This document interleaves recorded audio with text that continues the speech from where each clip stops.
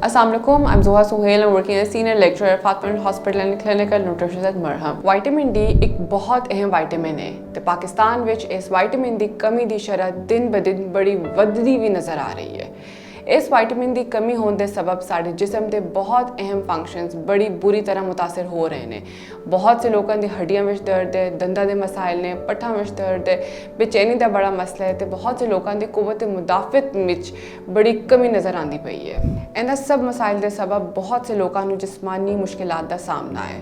खास तौर पर उम्रा ते हज के दिनों में लोगों को थकावट ते मुदाफ़ती निज़ाम में कमी होने के सबब इबादत में बड़ी तंगी आती है। इन्हां सब मसाइल तो लड़न वास्ते कुव्वत मुदाफ़त को बेहतरीन बनाने वास्ते विटामिन डी का बड़ा अहम रोल है। अगर तुहानू भी इस किस्म के अलामात का सामना है तो अज ही अपना मुआयना कराओ, हो सकता है तुसी भी विटामिन डी की कमी का शिकार हो। विटामिन डी साडे जिसम में मौजूदा इन्फेक्शन को दूर करने के नाल नाल साडे जिसम के निज़ामां नू भी मजबूत बनाता है।